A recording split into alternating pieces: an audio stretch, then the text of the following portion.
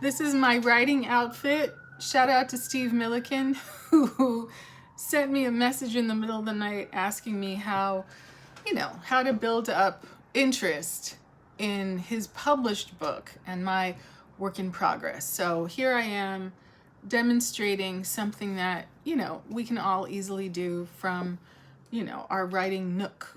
Once we get a little coffee, sweetened with chocolate Soylent. Yes, that Silicon Valley staple of staying at your desk. In any case, this is from my 2023 work, Muffin, a novel. The logline for this work is a view of the top political lobbyist class from the bottom. Chapter H.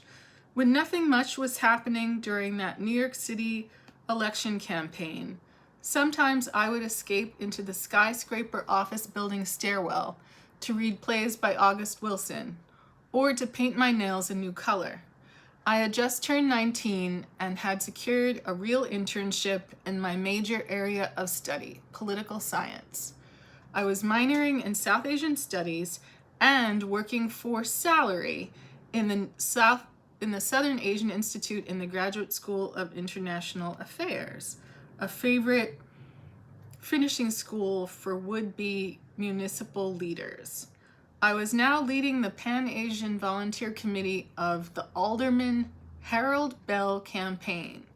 But Pan-Asian was a big mistake, though the lure of access to a newly elected first Indian mayor tamped down the open expression of enmity.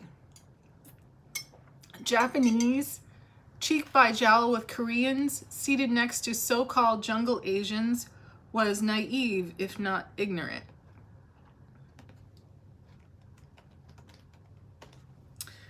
But scant awareness of non-solidarity among Asians was the least of the campaign's worries. Infrared surveillance from the racial opportunist opposition, bedbugs in the 42nd Street and 9th Avenue office building, as well as brisk traffic from the Corn Studio, one floor above. Every issue could make a juicy tabloid headline. One mocha brown Dominicano adult film actor, Ricky, had come on board as a junior staffer who came neither to the office nor any meetings anymore. He was now the coat guy who traveled with our sartorially proud candidate. Ricky carried Bell's freshly pressed suit jackets, arm's length in front of his chest, on a cherrywood hanger. In person and in media, candidate Bell was always sharp as a tack. I missed Ricky's glowing mocha skin, sexual charisma, and strong jaw, always working over a piece of fruity gum into submission.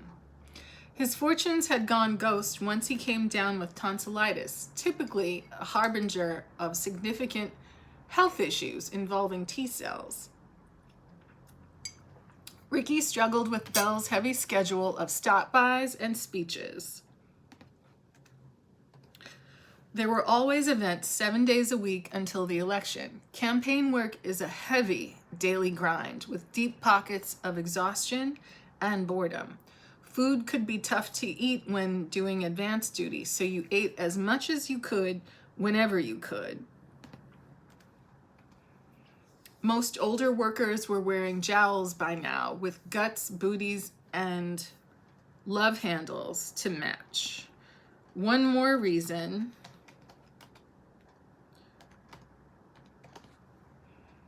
they resented the younger and more calorie resilient at the office. Isn't that the truth? So also when nothing much was happening, gossip, innuendo, and smack talking went full tilt. The co-ed volunteers were the favorite targets of sexual slurs and harassment. It was a bonding activity among not only the men, but also the tacitly approving women vets of other campaigns and offices held by our candidate. What did I say? the tacitly approving. Oh, but also. But quietly, the college guys were also taking heat. I appreciated freckled Haitian bisexual Etienne more than I could say. He absorbed the sexual energy and ricocheted it back like a missile. Campaign Roach finance director Kimson Jenkins lied for clout. He bragged that I had accompanied him on his solo vacation to Jamaica. Though I had been posting donor data every day, he was away. He punctuated his lie by pinching my left butt cheek during a department meeting, just like an urban remake of Mad Men. Hot on Cucaracha's bally heels, Etienne bounced right up to Kimson with a stack of documents to sign. As the whole department gawked, Etienne took the signed reports and pinched Kimson's tuchus without missing a beat. Flawless. Beast. Mic drop. My hero. Ricky had been showing us his artistically nude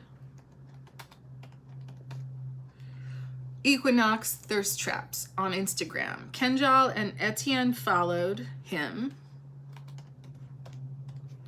I thought it would be creepy if I followed his Mapplethorpe nudes meant to entice.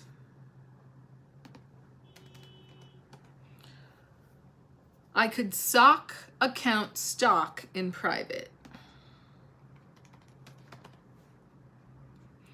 The images were super swell, shot with his 13 Pro back camera. Oh, and he has an OF. Then he winked. At whom? And he claimed he was just gay for pay. Ricky added that he lives with one of his girlfriends. All three of us listeners were thunderstruck with the Venn diagram of possibilities. Then, all of a sudden, after updating us on all the hottest meatpacking district and warehouse circuit and swinger parties like City of Gods, the ones with the best party favor connections, Ricky gingerly fingered a red blemish on his top lip. Navy vet and Pygmisha, Minnie Mabley, confidently walked up and pronounced the mark, just a cold sore. Grow up. Everybody gets those.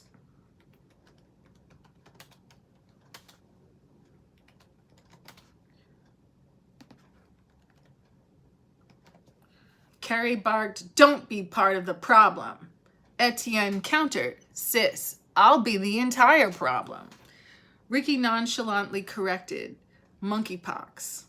All the testing for COVID at work and rabid mask enforcement, and now Playboy just walked into campaign HQ just recovering from the A's.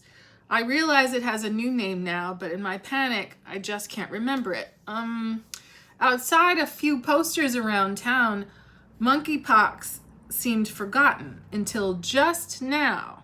I silently calculated the number of shoulder rubs, handshakes, and whispers I had shared with Ricky.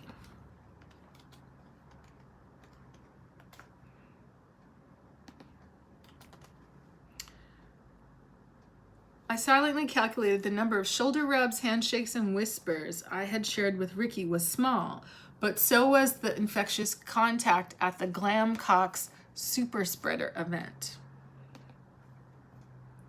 Chapter J. In my seasonal outside jacket are a COVID mask, just in case I need to be health polite or to be disguised. Sunglasses, a pair of grip gloves, a bandana, lip gloss, and 2 weapons, pink pepper spray, and an innocent box cutter. I never know if pepper spray is actually legal to carry. I have seen professional level pepper spray or mace fail security guards and police in real life. Soaking his assailant seemed to annoy without any stopping power. And the box cutter is a holdover from New York City Public High School. I hadn't used it on anyone, but I had seen armed threats and heard tales of high school dance stabbings and slashings, which was one more reason to stay away from them. You never know what may happen in the streets or elevators of the big city. I see all kinds of citizen journalism on social media. A woman who frightened off a purse thief by coughing on him and telling him just who her father was.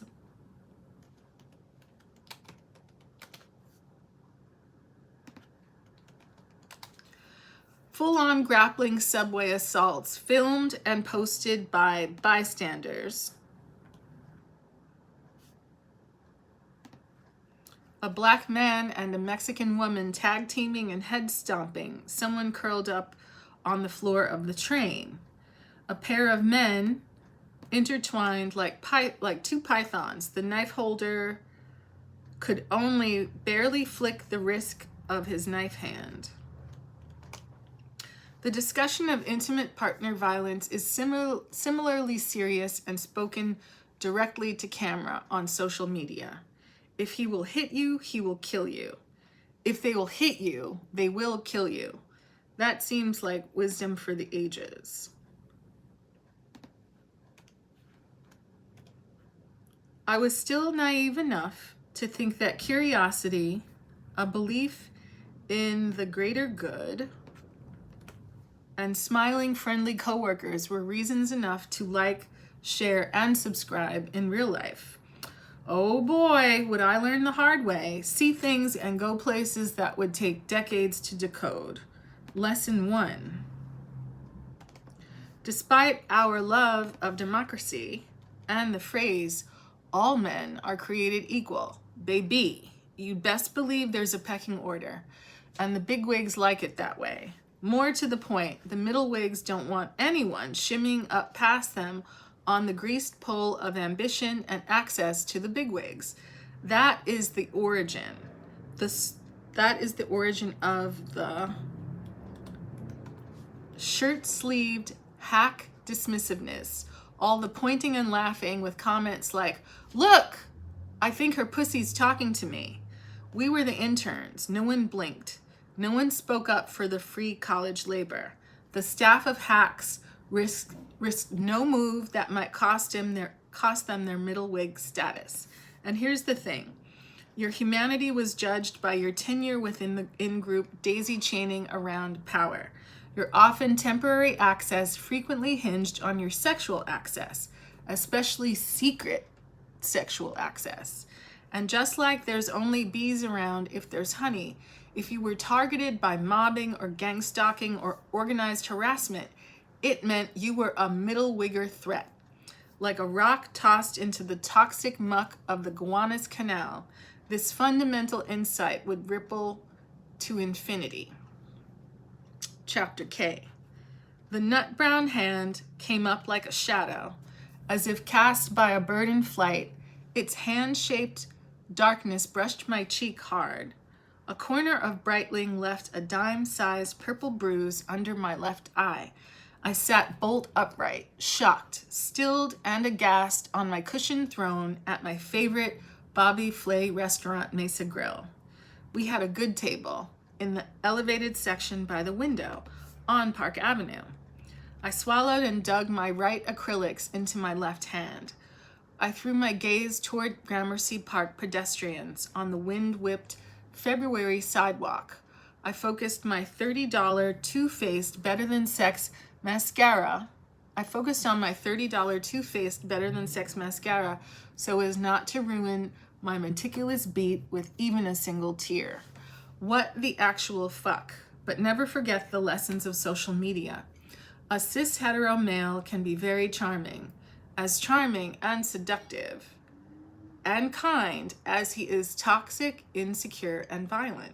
That's why we ladies keep him outside as long as possible until we have a better read on their potential for violence.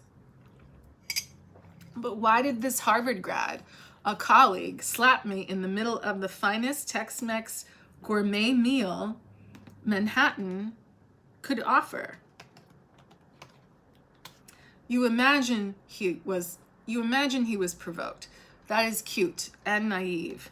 Frank Herbert noted in his seminal work Dune, beginnings are such delicate times. The slap of my face in public on a first date was a test. First of his manhood. Was he privileged enough to cross that line and get away with it? Was I too shocked and in awe to react with tears, a raised voice accusation, and a publicly pointed finger? Had the wait staff or the other diners noticed? Will they do or say anything? At the end of the day, was Courtney most exhilarated by the getting away with it all? I will admit I was social climbing, looking to ramp up my opportunity on the campaign. Those student loans weren't going to pay themselves. I was looking for an ally at work. And possibly something more. My ears were ringing from the blow, blood pressure pounding and cheeks hot from both anger and embarrassment. If he wanted my full attention drawn away from the sparkling anecdote I had been telling about office politics, he got it. I will admit, as the less powerful diner, I blinked, I demurred. He offered that he had been joking, and come on, I know it didn't even hurt. I was slapped in public and now taunted. My blood ran cold. A veteran of the micro and macroaggression office dance, I silently calculated, complain and sever and lose my access to the campaign manager's inner circle, or store his peccadillo away into my personal oppression circular file, say no harm done and mean it? Maybe just say no harm done for now.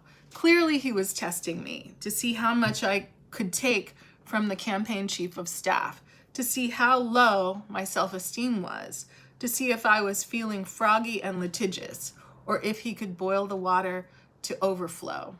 This is the part of adulting they don't teach you in college. That's where my latest pages end. Thank you for, sitting with me on this little writing journey. I'm gonna do more because my writing teacher is making me, but this has been, several years in the making, and I will post more. But again, look out for more. Muffin, a novel. Hopefully 2023 is the year when I'll finish it. Shout out to Steve, and I'll post more soon. Thanks a lot. Bye.